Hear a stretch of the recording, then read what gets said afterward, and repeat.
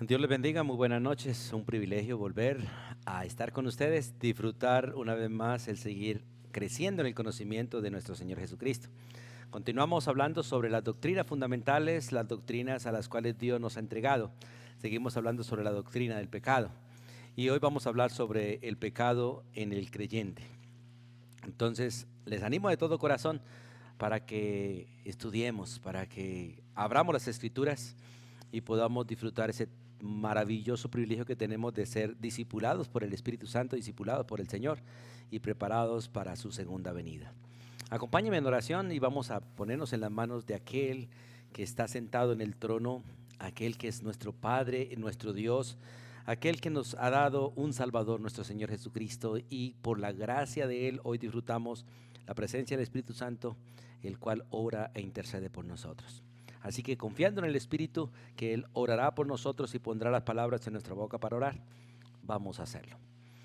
Amado Dios y Padre eterno, en el nombre de tu Hijo Jesucristo y con gratitud en nuestro corazón, nos acercamos a ti, Señor, el autor de todas las cosas, el dador de la vida, el que nos formó, el que nos hizo y el que por tu gracia nos ha redimido y nos ha comprado para ti. Gracias por hacernos parte del pueblo que tú has amado, el pueblo que tú has salvado y el pueblo que va a vivir con Cristo como la amada esposa del Cordero. Hoy nos disponemos delante de ti para seguir aprendiendo, para seguir creciendo, para seguir disfrutando este privilegio de ser enseñados, Dios, por el Espíritu tuyo que mora en nosotros. Nos disponemos delante de ti y pedimos, Señor, que seas tú quien nos enseñes. Por favor, Dios, obra en mi corazón, en mi vida, en mi espíritu, alma y cuerpo. Y permite, Señor, que sea un instrumento en tus manos y oro para que tu espíritu obre en el corazón de todos los que oyen y seamos enseñados todos por ti, dirigidos todos por ti, guiados todos por ti. Nos encomendamos a ti con gratitud en el nombre de Jesucristo. Amén y amén. Bien, hemos hablado sobre el origen del pecado, hemos hablado un poco sobre la descripción del pecado en las Escrituras y vamos a hablar entonces sobre el pecado en el creyente. Lo primero que vamos a mirar es las causas del pecado en el creyente. Vimos que el pecado entró a nosotros, entró a los seres humanos, no empezó en nosotros, entró a nosotros y pasó a todos los hombres por cuanto todos realmente somos pecadores, nacimos en pecado. Hablando de la causa del pecado en nosotros, lo primero que debemos decir es que el pecado en nosotros no se debe a Satanás. El pecado entró en el hombre desde el inicio por Satanás porque realmente él engañó. Pero de hecho el pecado entró porque el hombre se dejó engañar, porque el hombre obedeció a Satanás. No porque Satanás haya puesto el pecado en el hombre, sino porque el hombre decidió voluntariamente obedecer, seguir, creerle a Satanás. Y por eso entró el pecado. ¿Por qué quiero mencionar esto? Porque la mayoría de los creyentes estamos echándole la culpa de nuestro pecado al diablo en lugar de reconocer que realmente el pecado en nosotros tiene otros motivos. Y el pecado en nosotros, primero dejemos de echarle la culpa a él, aunque él es el tentador, aunque él nos tienta a pecar, él no nos puede obligar a pecar. Y usted tiene que tener claro eso como creyente. Somos tentados, no obligados. Cristo fue tentado en todo, más que nosotros realmente, y no pecó, decidió no pecar. Ahora, Adán y Eva fueron tentados, podía decidir no pecar, pero decidieron pecar, por lo tanto el pecado realmente es una decisión en nosotros de ir en contra de Dios y de seguir de alguna manera obedeciendo a Satanás en nuestra carne, en nuestros deseos. Pero como estamos mirando en la predicación anterior, el pecado en nosotros se debe a que el pecado está en nosotros porque hay un pecado imputado. Todos nosotros debemos saber que en nosotros mora el pecado, como dice el libro de Romanos. Y vamos por favor al libro de Romanos capítulo 5 para volver a leer este texto. Y en Romanos capítulo 5 la escritura es clara. Por tanto, como el pecado entró en el mundo por un hombre, Romanos 5:12, y por el pecado entró la muerte pasó a todos los hombres por cuanto todos pecaron. Pues antes de la ley, dice la escritura en el versículo 13, había pecado en el mundo, pero donde no hay ley no se inculpa de pecado, pero el pecado existía a pesar de que la ley no estaba de alguna manera por escrito, aunque estaba en la conciencia del hombre. Dice, no obstante, reinó la muerte desde Adán hasta Moisés, porque el pecado estaba ahí. aún en los que no pecaron a la manera de la transgresión de Adán, el cual es figura del que había de venir. Entonces hay un pecado que pasó de Adán a todas sus generaciones y llegó hasta nosotros y seguirá en nuestras generaciones, en nuestros hijos y en nuestros nietos hasta que realmente llegue el fin. Por lo tanto, de la manera que nuestros padres pecaron, nosotros pecamos y nuestros hijos pecan y nuestros nietos pecarán, porque hay un pecado imputado. Yo no puedo culpar de mis pecados a mis padres, ni a mis abuelos, ni tampoco culpar a Adán, porque yo debo reconocer que la naturaleza pecaminosa está en mí. Por eso vamos al libro de Santiago. Por favor, vamos a Santiago, capítulo 1, versículo 13. Santiago 1, por favor, versículo 13.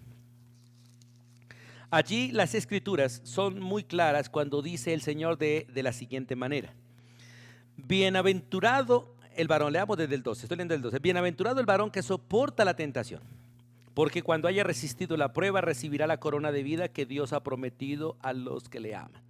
Mire cómo este texto pone a la persona en una bienaventuranza por resistir, por decirle no a la tentación. Pero el versículo 13 empieza realmente a retarnos a nosotros a una verdad que tenemos que conocer. Cuando alguno es tentado,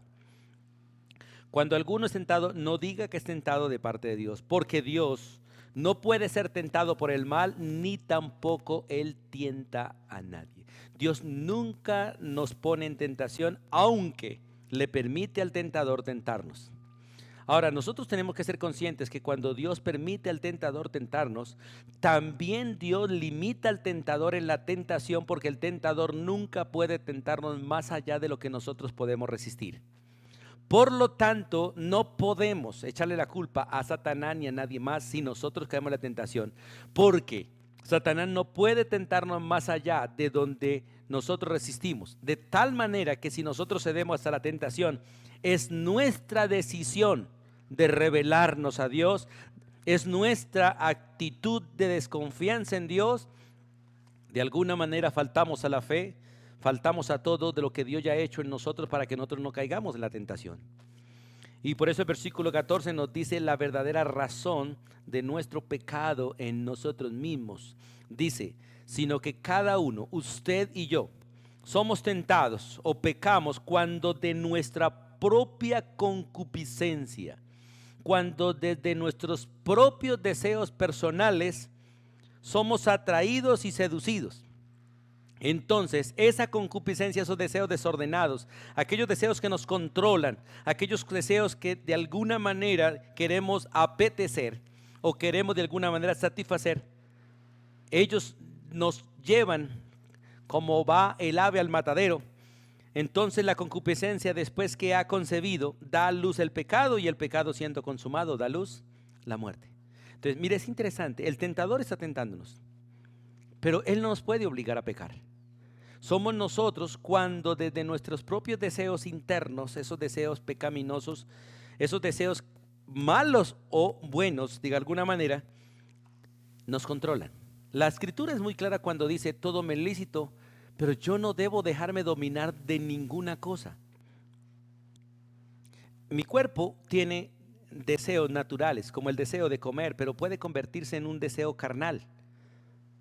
Cuando deseo comer lo que yo quiero, satisfacerme de lo que yo quiero. Porque cuando se trata de comer, hay un deseo de comer y yo puedo comer cualquier cosa, y cualquier cosa podría quitarme el hambre. Pero cuando entra en función los deseos de la carne, entonces empiezo a exigir y a apetecer cosas que de hecho van a llenarme, pero más que llenarme, van a suplir un deseo pecaminoso que viene de mi carne. A mí voy a un restaurante, tengo sed, voy a una tienda, tengo sed, voy a la cocina, tengo sed, puedo tomar agua y con agua calmo la sed. Pero mi carne puede decir: no, yo no quiero agua, yo quiero un jugo de esto, de aquello. Lo quiero en leche o sin leche, y empiezo a desear y a pelear si no me lo dan. Cuando con cualquier cosa puedo calmar la sed. Por eso el texto es claro cuando dice: cada uno de manera individual, sin echarle la culpa a los demás, es tentado, cada uno es tentado de su propia concupiscencia. Por eso cuando se trata del pecado en nosotros, por favor, no miremos para atrás, no miremos para adelante, no miremos para los lados, miremos hacia adentro. Porque la Biblia es clara que cada uno peca desde la pecaminosidad de su corazón, cada uno actúa, habla, reacciona de acuerdo a lo que haya en su corazón. El pecado entró a todos y en todos está.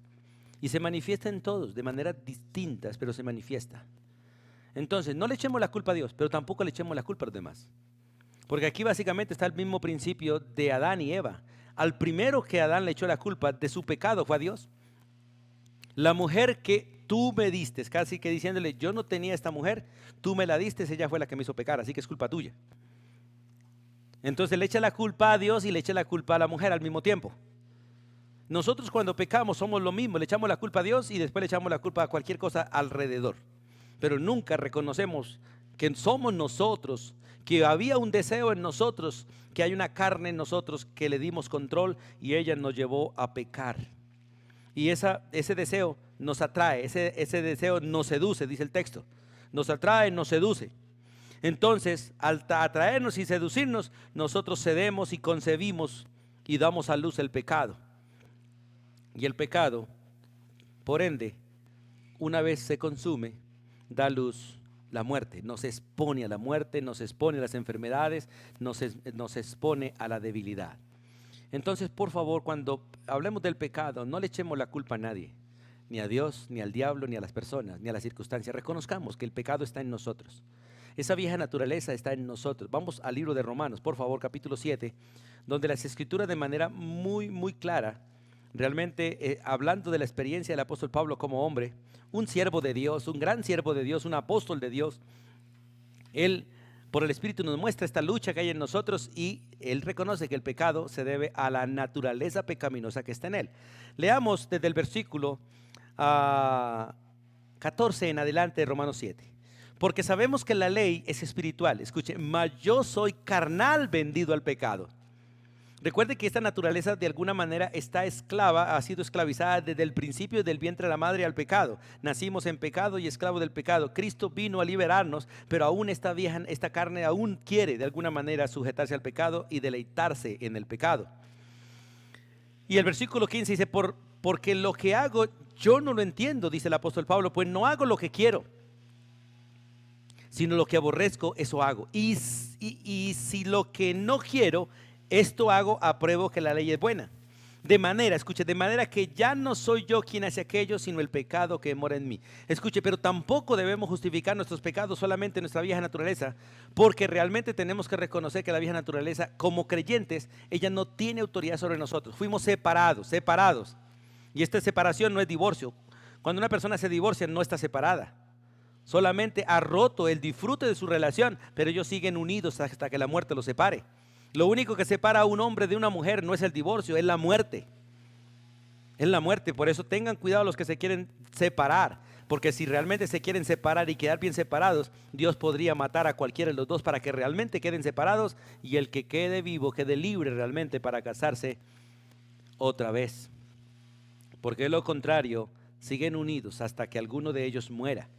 Por eso Cristo hizo posible que nosotros muriéramos con Él, para que en Él fuésemos separados del pecado. Y aunque el pecado sigue en nosotros, ya el pecado no reinase en nosotros.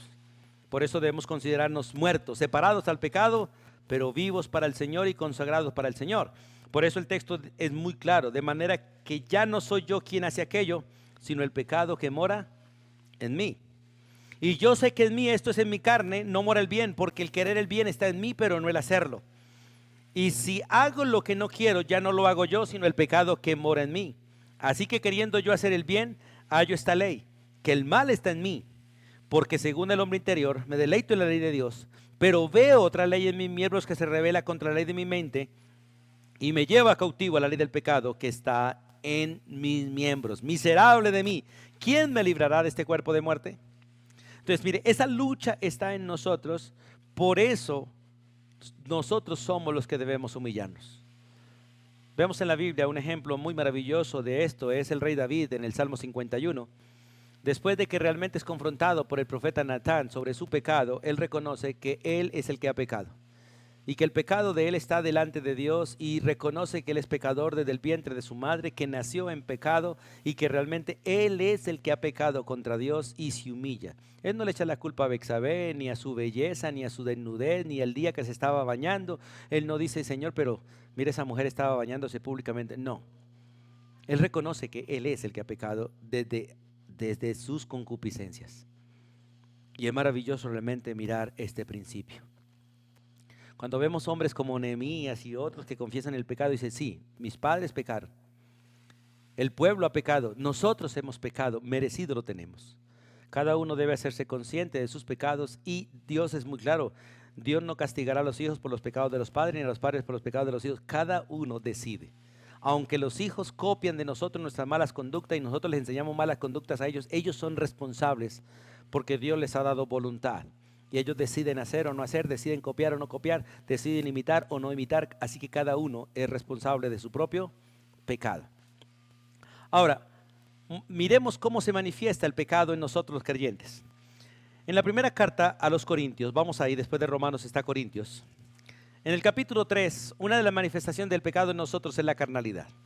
La carnalidad es manifestación de pecado. Y la carnalidad no es otra cosa que una vida en la carne. Como leíamos en Gálatas, en la predicación anterior, allí se manifiestan envidias, celos, pleitos, contiendas, disensiones. Bueno, todas estas cosas reflejan carnalidad. Si usted es contencioso, pendenciero, todo esto es una evidencia de que no vivimos en el espíritu, sino en la carne. Y que debemos realmente madurar, debemos crecer. Y ese crecimiento solamente viene a través de las Escrituras, a través de ese ministerio que el Espíritu Santo hace para con nosotros, enseñando la Escritura, pero es necesario que usted se disponga a estudiar. 1 Corintios 3, 1 al 3, el apóstol Pablo hablando de la iglesia de Corinto, una iglesia bastante carnal, muy parecida a muchas de las congregaciones entre nosotros hoy en día. Dice, de manera que yo, hermanos, no pude hablaros a ustedes como a gente espiritual, sino como a carnales, como a niños en Cristo. A ustedes les di a beber leche y no alimento sólido, porque aún no erais capaces, ni sois capaces todavía, porque aún sois carnales.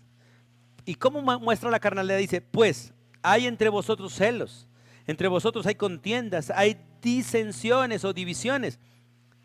¿No sois carnales si andáis como hombres?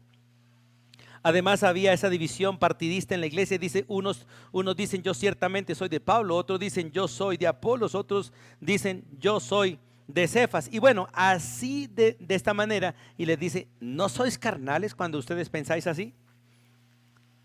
¿Quién es Pablo? ¿Quién es Apolos? ¿Acaso no somos solamente servidores por medio de los cuales habéis creído y según lo que a cada uno le ha concedido el Señor? Yo planté, Apolo regó, pero el crecimiento no lo hemos dado nosotros, lo ha dado Dios. Miren, hermanos, todas estas cosas revelan que realmente hay carnalidad. En las congregaciones hay envidia, celos, pleitos, bueno, de todo. Es triste ver una congregación que alguien no va a la congregación porque predica fulano de tal. Eso es una manifestación de plena carnalidad o una manifestación de que no tienen realmente el Espíritu Santo, que son incrédulos.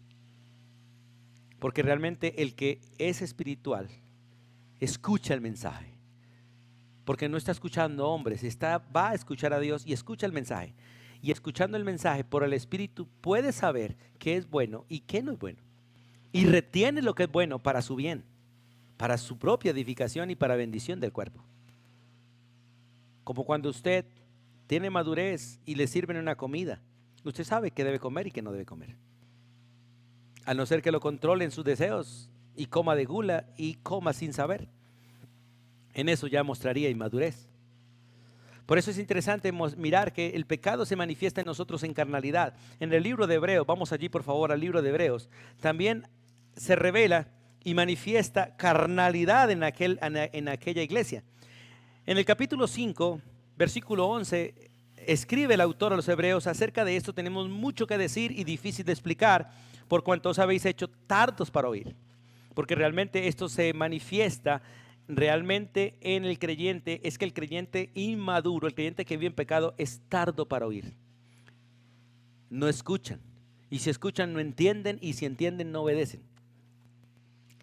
El no oír, el no entender, el no obedecer es una manifestación de pecado en el creyente. Si realmente es creyente.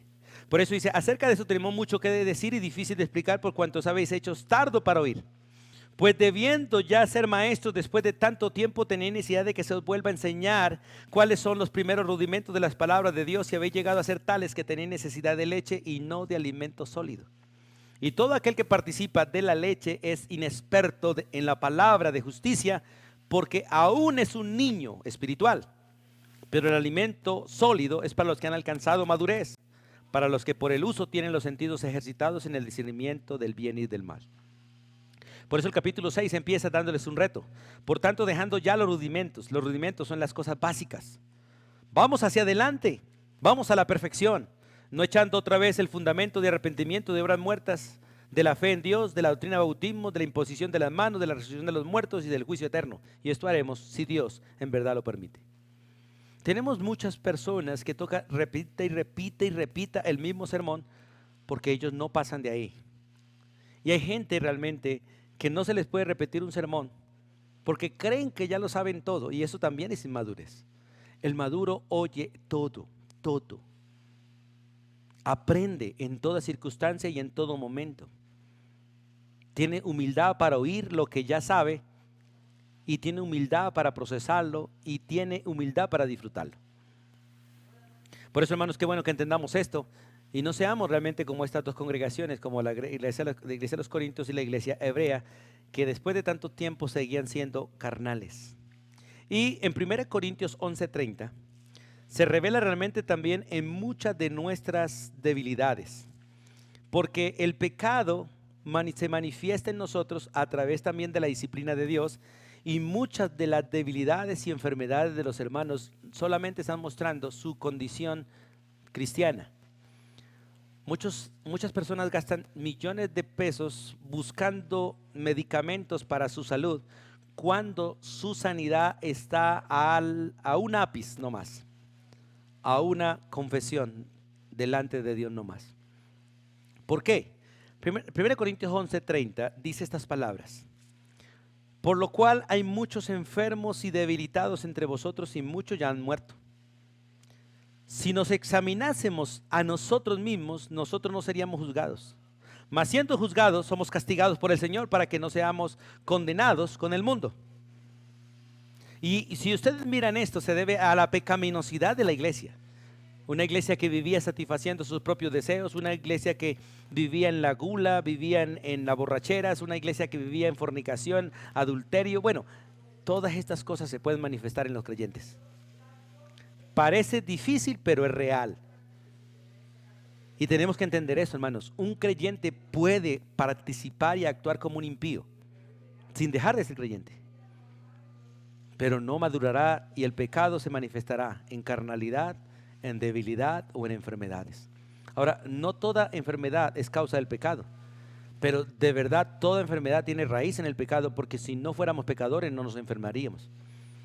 Así que si nos enfermamos es por causa del pecado, porque somos pecadores. Pero hay muchas enfermedades, y muchas de las enfermedades se deben a la práctica de nuestros pecados.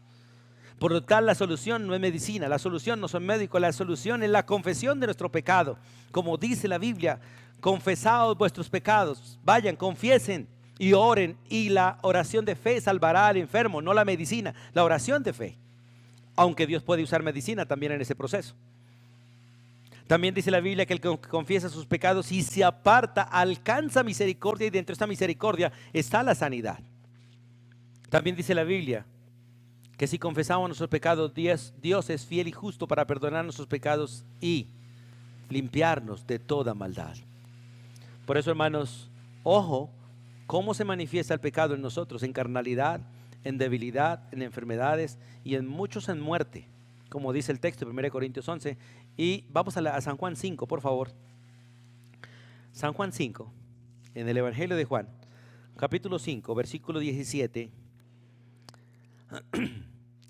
16 y 17. Vamos allí a mirar las escrituras. San Juan 5, 16 y 17. Porque por causa del pecado ellos querían matar a Cristo. Voy a leer el versículo 16. Y por esta causa los judíos perseguían a Jesús y procuraban matarle, porque hacía estas cosas en el día de reposo. Es interesante, ¿cierto? Y Jesús les dice, mi Padre hasta ahora trabaja y yo trabajo. El pecado no solamente nos puede llevar a la muerte, nos puede llevar a matar a otros. El pecado mismo. Jesús fue perseguido y ellos procuraban matarle por causa de su pecado. Porque realmente el pecado se mostraba en su vida con estos deseos. Porque el pecado mata, pero también quiere matar. Y por eso tenemos que tener cuidado. Nosotros como creyentes lo vemos sencillamente en la manera en que tratamos a los hermanos. La primera carta de Juan dice muy clarito que el que aborrece a su hermano es homicida. Es un asesino. Y nuestros pecados se reflejan en eso. A veces no matamos a los demás o a veces no morimos físicamente, pero con nuestra actitud aborrecemos a los demás y de alguna manera los matamos. Entonces, por eso, hermanos, qué bueno que nosotros meditemos y tengamos cuidado. O se manifiesta también en salida de las congregaciones, porque hay congregaciones donde se aplica disciplina y se expulsa a los que permanecen en el pecado, pero a veces el Señor en su misericordia, por la necesidad nuestra de no expulsar a los que permanecen en el pecado, Dios los saca a la congregación. Por amor a la congregación, Dios tiene que limpiar las congregaciones. Como dice San Juan 15, Él es el labrador y las ramas que no dan fruto, Él las corta y las saca. Al cortarlas, Él las descaja, las quita realmente de ese rebaño y las saca de ahí. Las saca de ahí.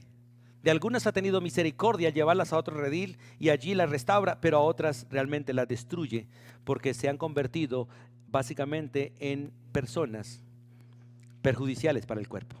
En 1 Corintios hay un caso específico de un creyente al que se le entrega a Satanás y se le excomulga completamente la congregación por causa de su pecado. Y es un muchacho que está durmiendo con su madrastra, con la mujer de su padre.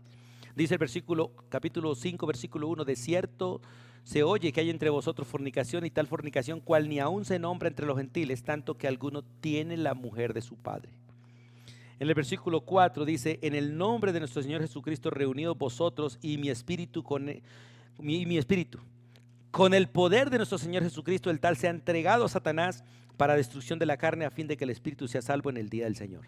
Eso es entregar a una persona a muerte, porque esto es un pecado de muerte. El adulterio, la fornicación, la inmundicia, la hechicería, la brujería, son pecados de muerte. Como la rebelión a los padres es pecado de muerte. Y Dios puede sacar a una persona de una congregación y cortarla también por causa de su pecado. Por eso tenemos que tomar en serio las Escrituras, en serio lo que Dios dice, porque horrenda cosa es caer en las manos de nuestro Dios, el cual es el único Dios vivo. La gente peca y hace lo que quiere porque los dioses de ellos son muertos. Dioses de lugares, de altares, que tienen ojos y no ven, tienen pies y no pueden caminar, tienen manos y no pueden hacer nada, tienen oídos y no oyen.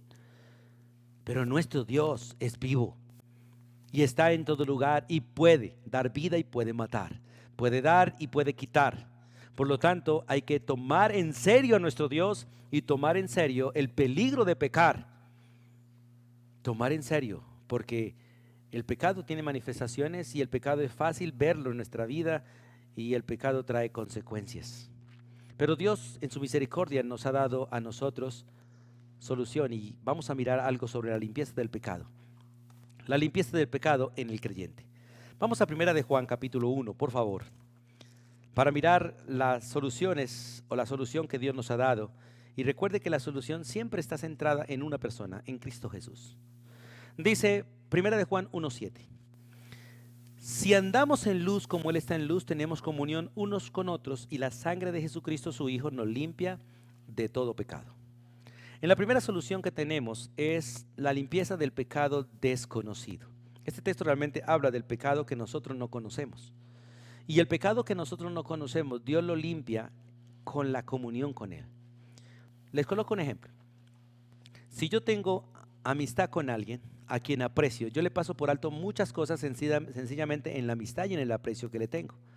Y entre más amigo sea de esa persona, entre más le conozca, de alguna manera más le amaré, más lo conoceré y más entenderé su manera de ser. Por lo tanto, será fácil pasarle bromas, pasarle muchas de las cosas naturales que él hace, que me pueden ofender a mí, pero por cuanto lo conozco y tengo amistad con él, le paso por alto muchas de esas cosas, aunque debiera corregirle para que no lastime a otros que pronto no le conocen.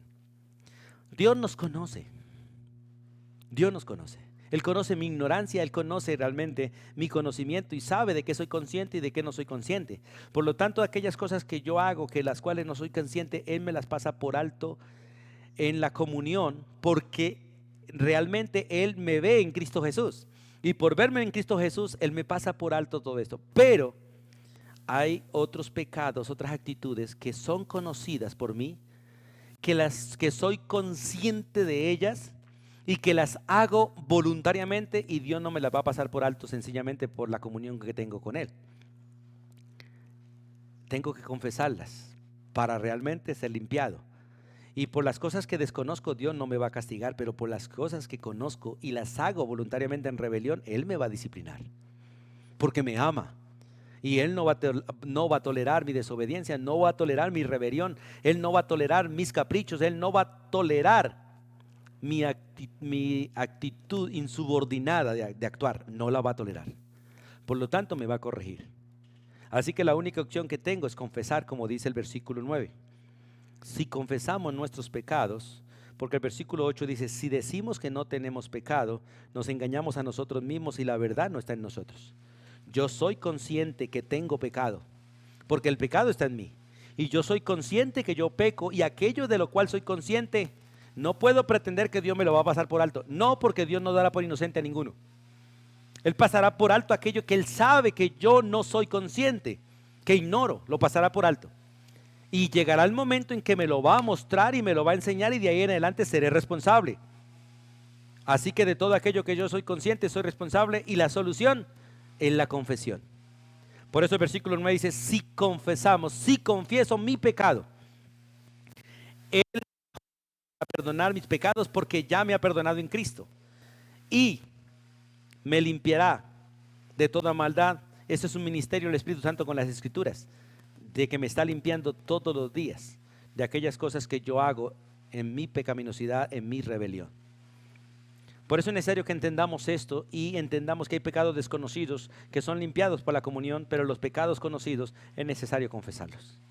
Y no solo a Dios, sino también a la esposa, al esposo, a los hijos, a los padres, al amigo, al patrón, al compañero de trabajo.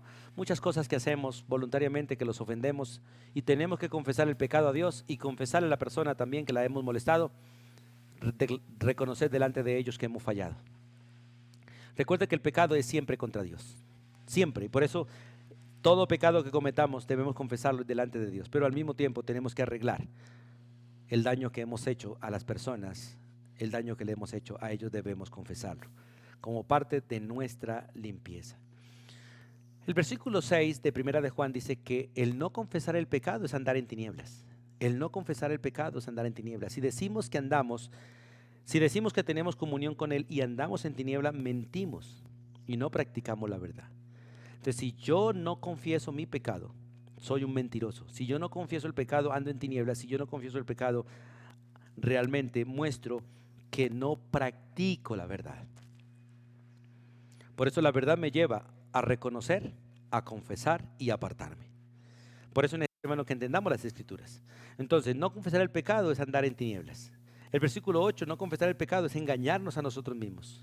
El versículo 10, el no confesar el pecado es hacer a Dios mentiroso. Mire lo que es el 10. Si decimos que no hemos pecado, le hacemos a Él mentiroso, y su palabra no está en nosotros. Entonces tengamos en cuenta lo que implica no confesar el pecado. No confesar el pecado, según el versículo 6, es andar en tinieblas, es ser mentiroso. El versículo 8 es engañarnos a nosotros mismos, y una manifestación de la que la verdad no está en nosotros. Y el versículo 10 es hacer a Dios mentiroso. Y recuerde que Él es veraz. Y eso es peligroso. Esto es peligroso. Por eso el versículo 1 del capítulo 2 dice, hijos míos, estas cosas les escribo, esto que acabamos de leer, les escribo para que ustedes no pequen, porque la orden de Dios es que no pequemos. Y usted tiene que entender eso, hermano. Usted y yo, como creyentes, no tenemos permiso para pecar. Pero en nuestra rebelión pecamos. Por eso Dios nos ha dado una alternativa aparte de la confesión: Cristo Jesús. ¿Por qué? Los impíos también confiesan sus pecados, porque hay conciencia en ellos de pecado, pero sin Cristo, y no tienen perdón. Y la verdadera solución para el pecado es Cristo Jesús. Es Cristo Jesús. Y en Cristo confesar y disfrutar la comunión con Él. Por eso dice: hijitos míos, estas cosas os escribo para que no pequéis. Y si alguno hubiere pecado, abogado tenemos para con el Padre, contra quien pecamos realmente, a Jesucristo el justo, el cual es el precio preciso por nuestros pecados, y no solamente por nuestros pecados, sino por los de todo el mundo. Porque en Él realmente hay esperanza para todos, en Él hay esperanza para todos, pero no todos buscan esta esperanza, porque no todos reconocen que son pecadores, y la mayoría de los seres humanos se les ha enseñado que son buenos, cuando realmente son malos. Todos somos malos. Muchos creen que no son pecadores porque no han cometido y porque no han hecho cosas grandes, sin entender que sin pecar somos pecadores, porque nacimos en pecado. Y doy gracias a Dios porque el pecado en nosotros no destruye la obra de Cristo, ni minimiza la obra de Cristo, ni la desplaza. No, la obra de Cristo está por encima de todos. Por eso acudamos a Cristo y disfrutemos la gracia de tener un mediador entre Dios y nosotros. Así que debemos entender esto. Ahora, ¿cuáles son básicamente los instrumentos para nosotros poder impedir el pecado en nosotros? La Biblia es clara. La palabra de Dios. Así de aquí para arriba. La palabra de Dios. Tenemos la palabra de Dios y la escritura en el libro de los Salmos 119, versículo 11 dice: en mi corazón he guardado tus dichos para no pecar contra ti. En mi corazón he guardado tus dichos para no pecar contra ti. Hermanos, escuche. No sé si esto lo he escuchado, pero quiero que lo escuches. Por ser creyentes podemos vivir sin pecar. Podemos vivir sin pecar. ¿Cómo? Solo si guardásemos la palabra de verdad, como Cristo decidió guardarla. Y el mismo Espíritu que obró en Cristo para guardar las Escrituras está en nosotros. Por eso en la orden de Cristo en San Juan 2:1, estas cosas, las Escrituras, les he hablado para que ustedes no pequen. Yo sé que el pecado está en mí, pero sé que Él ya no tiene autoridad sobre mí, así que si yo no me someto a Él y me someto a Cristo, me someto a las palabras, dejaré de pecar aunque el pecado siga en mí. Por eso es un medio de gracia las Escrituras. Y es triste saber que una gran cantidad de creyentes pasan días y semanas sin leer las Escrituras. Tienen tiempo para todo menos para la Biblia. Pierden horas y horas en los celulares, en la televisión, y ocupados en tantos asuntos y no tienen la palabra, porque Satanás les ha ganado ventaja para que ellos no usen aquello que los mantiene limpios, aquello que los mantiene en santidad, aquello con lo cual Dios limpia, purifica y perfecciona al creyente. Hermanos, por favor, no descuidemos la palabra de Dios. Segundo, el Espíritu Santo, el cual está aquí, por eso hablamos de aquí para arriba. El Espíritu Santo. Primera de Juan, vamos a mirar allí. En Primera de Juan 4:4. Dice la Escritura: hijitos, vosotros sois de Dios y lo habéis vencido, porque mayor es el que está en vosotros que el que está en el mundo. ¿Y quién es el que está en nosotros? El Espíritu Santo.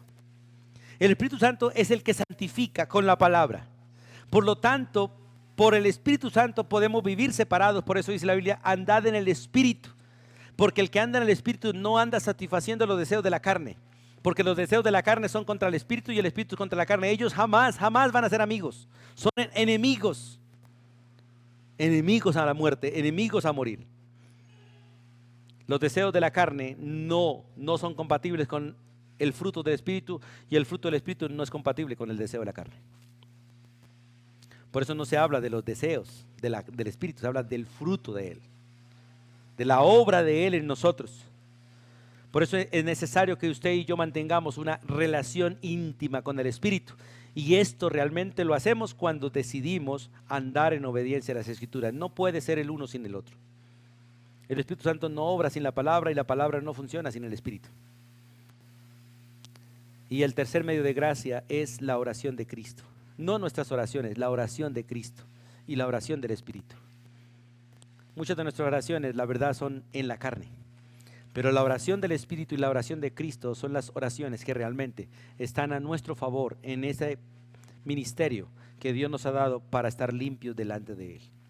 En el Evangelio de Juan, el capítulo 17, ustedes conocen realmente aquella oración que nuestro Señor Jesucristo hizo a favor de todos nosotros, y una oración que sigue vigente delante de Dios a favor de nosotros, porque es una oración realmente eterna a favor de su pueblo. Y allí en el capítulo 17 del Evangelio de Juan, el versículo 15, el Señor dice estas palabras: no ruego que los quites del mundo, yo ruego, dice, que los guardes del mal. Y al guardarnos del mal, aquí está incluido Satanás, está incluido el pecado, está incluida la muerte y todas las consecuencias naturales del pecado.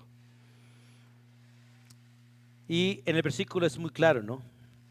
Versículo 15, no ruego que los quites del mundo, sino que los guardes del mal. Versículo 17, santifícalos en tu verdad, tu palabra es verdad. Hermanos, escuchen, no hay limpieza sin las Escrituras.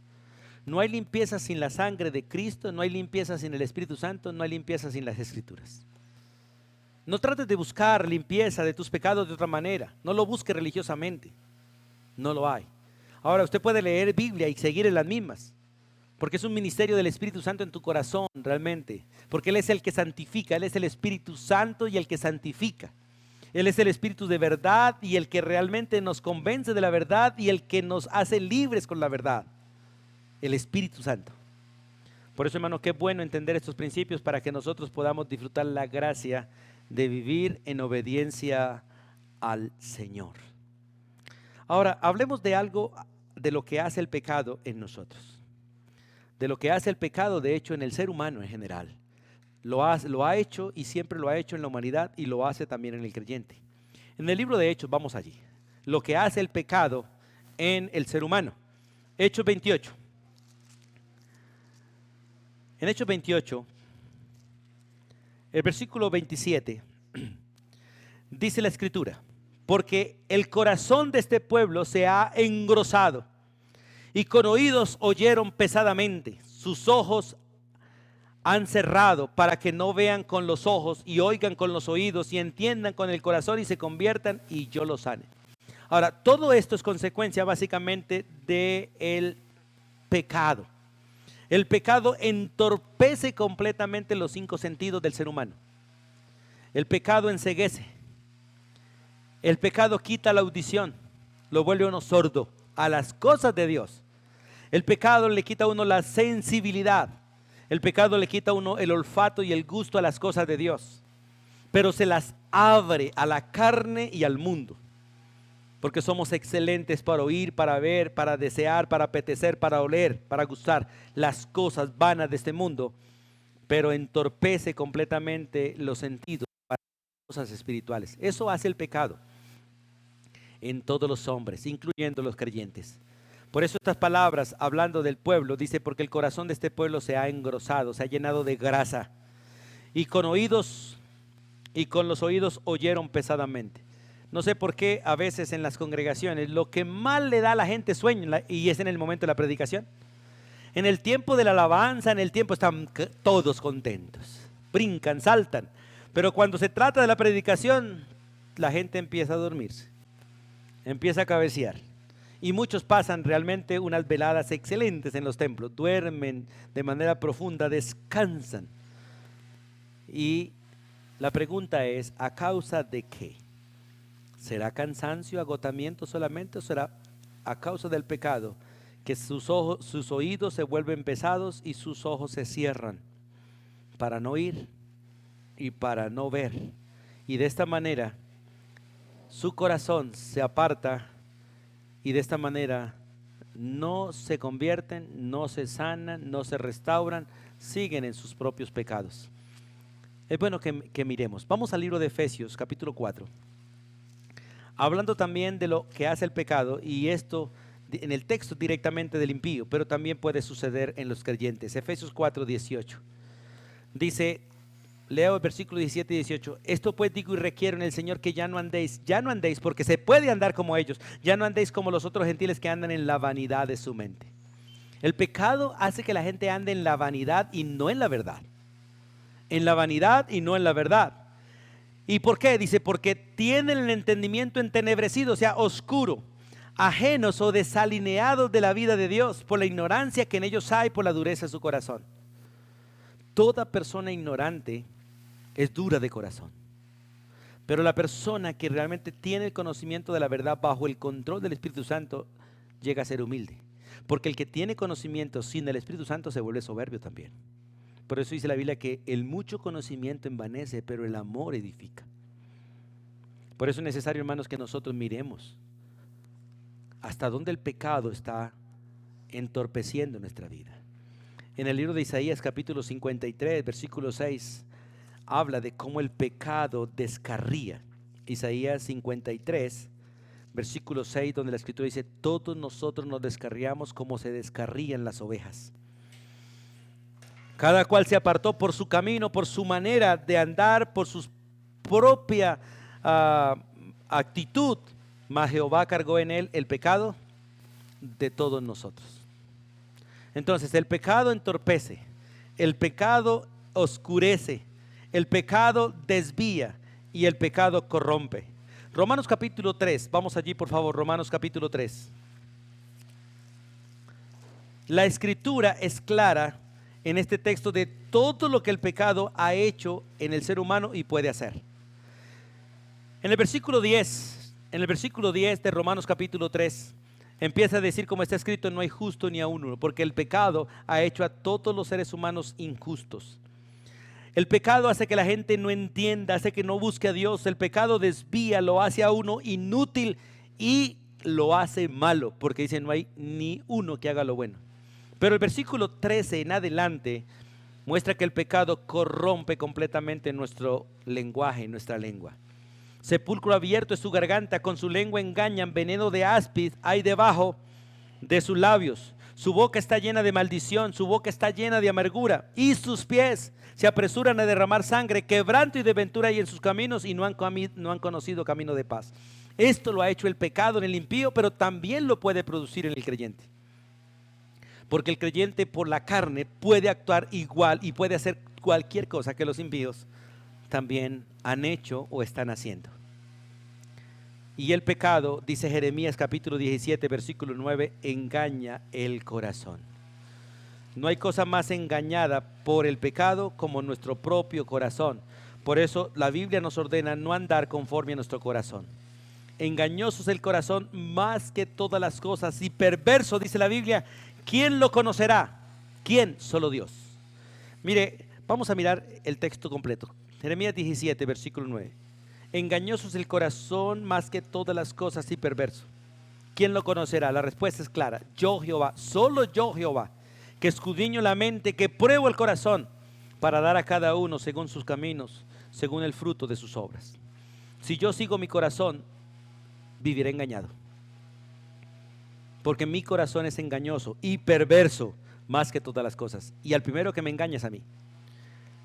¿Cuántos de nosotros creemos que somos buenos y somos malos? ¿Cuántos creemos que hacemos bien las cosas y las hacemos mal?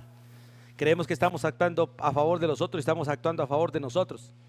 Y una evidencia clara de ello es que cuando los demás no nos dan gracias, no nos miran, nos enojamos porque estamos de alguna manera practicando solo lo que nos gusta a nosotros. Y el pecado devora el intelecto. En 1 Corintios capítulo 2, versículo 14 nos muestra claramente que el pecado ha destruido tanto nuestro intelecto y nuestra mente y nuestra conciencia que nosotros no somos capaces de conocer a Dios si no es por el Espíritu.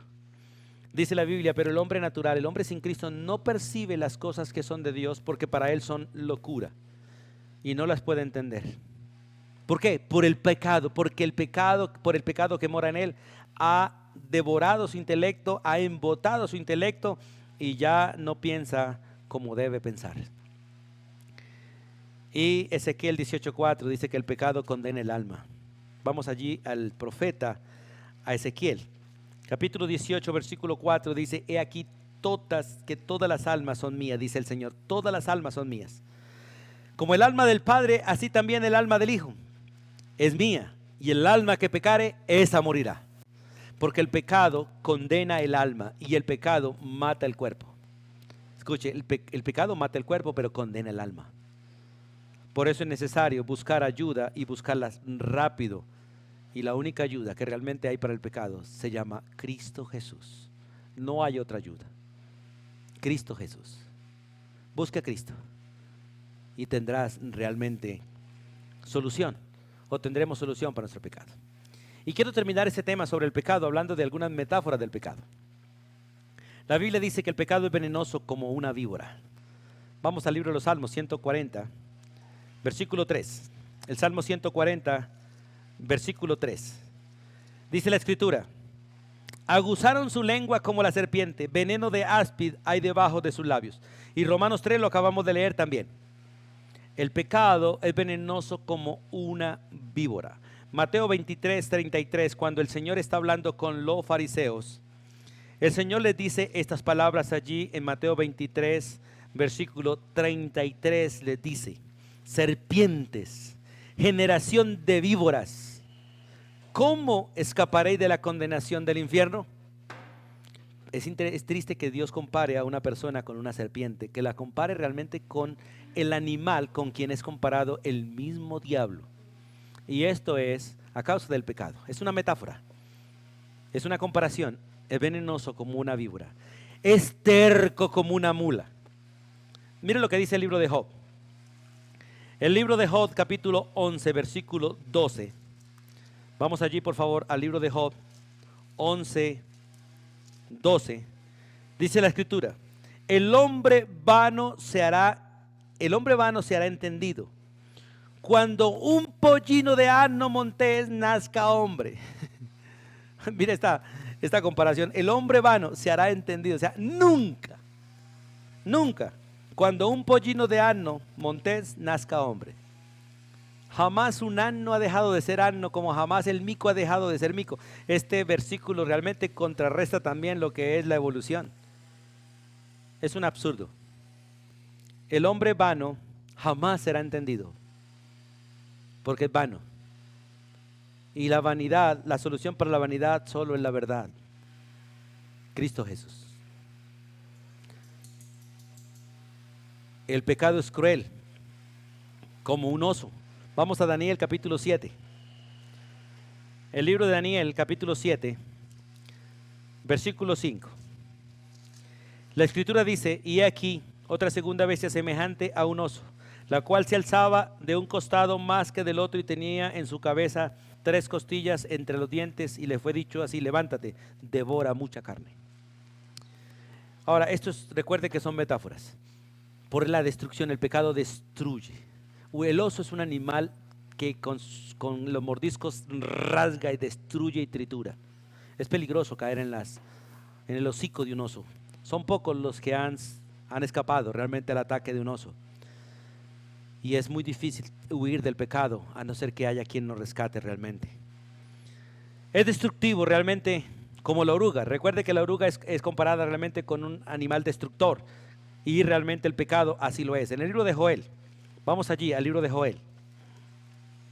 Ahí más adelante está Oseas y después está el libro de Joel. En el capítulo 2, versículo 25, la Escritura dice: y os restituiré los años que comió la oruga, el saltón, el revoltón, la langosta, mi ejército que envié contra vosotros. Ahora, todos estos animales son animales destructores y vienen a destruir por causa del pecado, y podemos en la Biblia mostrarlos como realmente como metáforas, comparaciones del pecado. El pecado es venenoso, el pecado es terco, el pecado es cruel, el pecado es destructivo y el pecado es impuro como un perro salvaje. En Proverbios 26, vamos allí por favor. Proverbios 26, el versículo 11, las Escrituras dicen estas palabras: como perro que vuelve a su vómito, así es el necio que repite su necedad. Como perro que vuelve al vómito, así es el necio que repite su necedad. Y está hablando realmente de una actitud pecaminosa. El pecado es astuto como un lobo, como un zorro digo. El pecado es astuto como un zorro. Los zorros son astutos, son animales de cacería. Y todo animal de cacería por lo general es astuto. Quiero leer Lucas 13, 32. Lucas 13:32. Dice la escritura allí en aquel texto. Jesús le dice a un grupo de personas, le dijo: id y decida a aquella zorra, hablando de Herodes: he aquí, echo fuera demonios y hago curaciones hoy y mañana, y al tercer día termino mi obra. Hablando realmente de Herodes. Miren Dios cómo compara a Herodes con una zorra, un hombre pecaminoso, un hombre pecador, cruel. Y lo compara, y el pecado es así. El pecado es venenoso, terco, cruel, destructivo, impuro, astuto y feroz. Recuerde que Satanás es comparado como un lobo, como el enemigo de las ovejas. Y el pecado es enemigo de las ovejas. Leamos San Juan capítulo 10, versículo 12. San Juan capítulo 10, versículo 12, la escritura dice: mas el asalariado, el que no es el pastor, de quien no son ovejas, de que no son propias las ovejas, ve venir al lobo y deja la oveja y huye, y el lobo arrebata las ovejas y las dispersa. Mire, hermanos, nosotros como padres no podemos dejar a los hijos que hagan lo que quieran, porque haríamos como el falso pastor, como el malo pastor. Dejamos que el lobo venga. El pecado ataca a nuestros hijos, a nuestra esposa, ataca a los que están en el error. Nosotros tenemos que cuidarlos. Entonces es feroz como un lobo, es devorador como un león. En el Salmo 22, versículo 13, vamos allí por favor. En el Salmo 22, versículo 13, la escritura dice de esta manera: abrieron sobre mí su boca como león rapaz y rugiente, como uno que devora. Porque realmente esta es una metáfora del pecado también. El pecado es devorador como un león y es sucio como un cerdo. En 2 de Pedro 2:22 dice que la puerca revolcada vuelve a su vómito, a su ciénaga. Vamos allá a leerlo, por favor. 2 de Pedro 2:22. Pero le aconteció lo del verdadero proverbio: el perro vuelve a su vómito y la puerca lavada a revolcarse en el cieno. El pecado hace que uno vuelva realmente a su cochinada. La Biblia nos describe claramente lo que es el pecado. La Biblia nos describe claramente el peligro de pecar. Y el sacrificio de Cristo describe claramente las consecuencias del pecado. El pecado conlleva en sí muerte. Si no hubiese tantas consecuencias, o si no fuese así, Cristo no hubiese venido por nosotros. Imagínese a Cristo en el cielo mirando a la humanidad en el infierno, en las torturas del infierno, mirando al hombre en la ira de Dios en el infierno, y dice: Padre, déjame, yo voy a salvar a los que tú quieras. Y vino a salvarte a ti y a salvar a mí, porque el pecado es serio, porque el pecado es destructivo, porque el pecado trae la ira de Dios. El pecado va a llevar al hombre a una condenación eterna bajo la ira de Dios. En el infierno Satanás va a estar bajo la ira de Dios. Los demonios van a estar bajo la ira de Dios, sufriendo, ellos sufriendo por los siglos de los siglos. Y todos aquellos que se deleitaron en el pecado, en la obra de Satanás, que es el pecado, y no quisieron aceptar la obra de Cristo ni deleitarse en la obra de Cristo, que es su sacrificio, tendrán que sufrir la ira de Dios por los siglos de los siglos. El pecado es serio, pero la obra de Cristo también es seria. El pecado es real, la obra de Cristo también. El pecado condena, pero Cristo salva. El pecado mata, pero Cristo da vida. El pecado destruye, pero Cristo levanta, restituye. Elige a quién vas a seguir. Y hoy, como dice la Escritura, yo te aconsejo: sigue a Cristo. Escoge el camino de la vida y no el de la muerte, porque en el de la muerte nacimos, en ese caminamos, y si no conoces a Cristo, en ese terminarás. Escoge la vida, escoge a Cristo y huye del pecado. Y sepa que aquí tenemos las herramientas: su palabra, su espíritu y la obra de Cristo a nuestro favor por los siglos de los siglos. Vamos a orar y damos gracias a Dios por su gran misericordia. Soberano Dios y Padre eterno, en el nombre de tu Hijo Jesucristo, hoy te damos gracias por el inmenso privilegio, oh Dios, que tenemos de ser perdonados, de ser limpiados de nuestro pecado, Gracias, amado Dios, por tu Hijo Jesucristo. Gracias, amado Padre, por el amor tuyo con el que enviaste a tu Hijo a la tierra. Y gracias por el amor de tu Hijo para entregar su vida por nosotros. Gracias por su sacrificio, por la obra de dejar el cielo, dejar el trono, dejar su gloria, dejar realmente aquella forma de Dios y tomar una forma como la nuestra, una forma humana. Y estando en la condición de nosotros, tomar la decisión de hacerse siervo, y estando en la condición de siervo, humillarse a obedecer hasta la muerte y muerte de cruz. Y en esa obra, en esa decisión, salvarnos a nosotros, perdonarnos a nosotros y limpiarnos de todo nuestro pecado.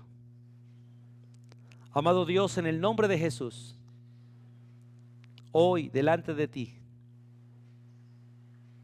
reconocemos, Dios, nuestra rebelión. Reconocemos, Dios, nuestra carnalidad. Reconocemos realmente, Señor, que pecamos contra ti. Pero hoy también, Dios, damos gracias por Jesucristo y por su obra a nuestro favor. Damos gracias por el Espíritu tuyo que mora en nosotros y damos gracias por las Escrituras. Damos gracias por la iglesia, el pueblo en el cual tú nos has puesto y en el cual también, Dios, somos bendecidos y edificados y protegidos. Y ruego, Dios, para que sea tu Espíritu quien nos santifique y nos aparte y nos dé la gracia de vivir consagrados para ti todo el tiempo. Tu bendición y tu gracia sea para con todos. En el nombre de Jesucristo.